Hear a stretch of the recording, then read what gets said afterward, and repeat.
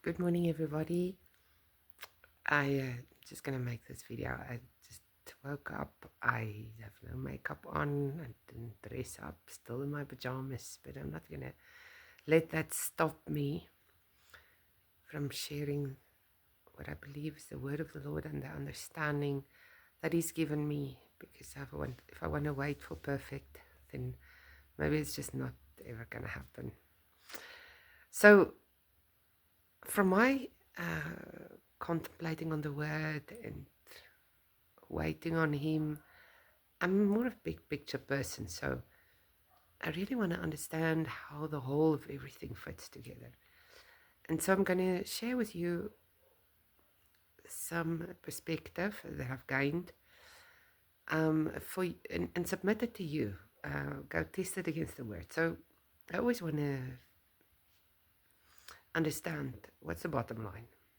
I'm a bottom line person. So what is the bottom line? What is all of this whole story of why we need to be created, why we need to be on earth? What is it that God wants from us? What is success in His eyes? What is it all about? So I came to the conclusion basically that the bottom line is it's all about alignment and activation. And I will tell you why I say that. So we see in Genesis 1, God already created everything. He created all ages, time, space, matter, all at once. He created it. Not only this time, He created the ages upon the ages.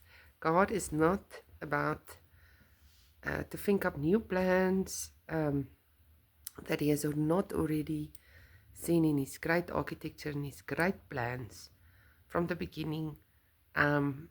He is a very excellent planner, and that is what makes us safe also, because we know there's no surprises. God knows the end from the beginning. He knows the ages upon the ages. He's above time, space, and matter. He's perfect in all His ways. His wisdom and might and knowledge is incomprehensible. So now, with that in mind, we see that God then on the seventh day rested from all His work. After He created everything that is on the heaven, in the heaven and on the earth, He rested. And that is in Genesis 1. And then He also created man according to His image.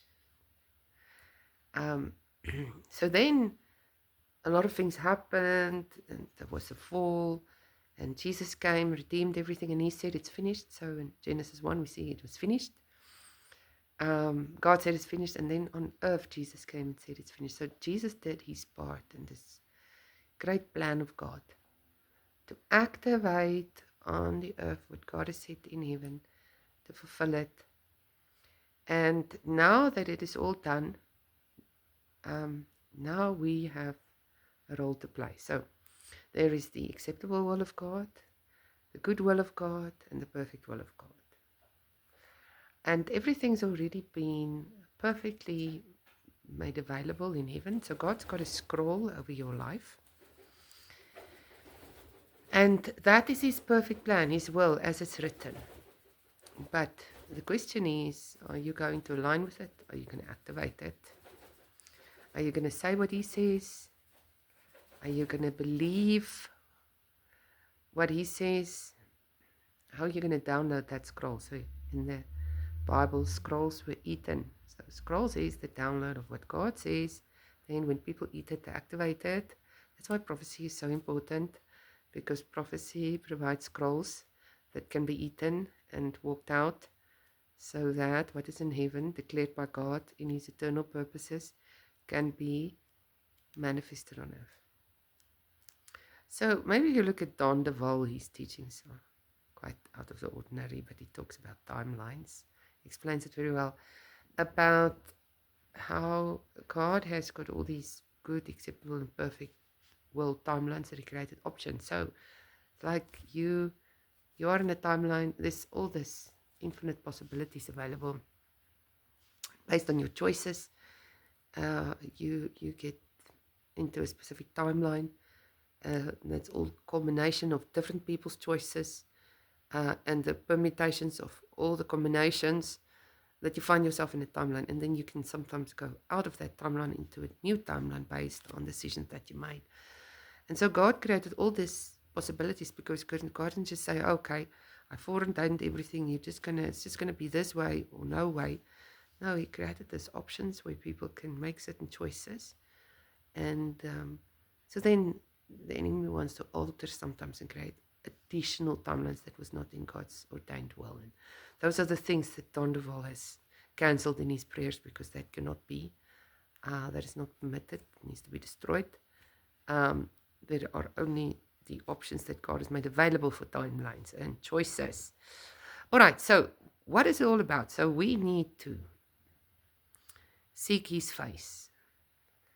We need to call upon him. Jeremiah 33, verse 3. Call upon me, and I will show you great and mighty things that you did not know. We need to call upon him, and we need to seek his face so we can get the scrolls, so we can eat the scrolls, so we can walk it out, pray into it, walk it out. Now, there are certain things that's general will of God. We can see that in scriptures. And then there is the specific scroll about your life, which the Holy Spirit can reveal to you in person or through dreams. But scrolls, it's not always this mysterious, it's not always like an angel need to come down and give you a scroll. Scroll is when you get a dream from God, even can be illuminated through a specific passage, maybe in scripture, that the Holy Spirit illuminates and say, this is what you need to pray now. However means it comes, it's a download from heaven of what God wants to do. And sometimes there is a battle for that download to come, like we've seen with Daniel, where he had to fast and pray for 21 days, because there's resistance. The enemy does not want people to get their scrolls. The enemy, this is a big battle of overcoming. Overcoming is, can you persevere to get your scrolls, and can you believe and walk them out? And because there's nothing we can add, there's no other works we can add. We labor to enter into rest. God does all the work. He did all the work already, rest from it. It's now that we need to align with that work, speak that work, align our thoughts with that word, and our expectations and our actions, so that we can walk in the fullness of what he has for us. There's much more I can add, but to keep it short for this one, I leave it at this. Be blessed.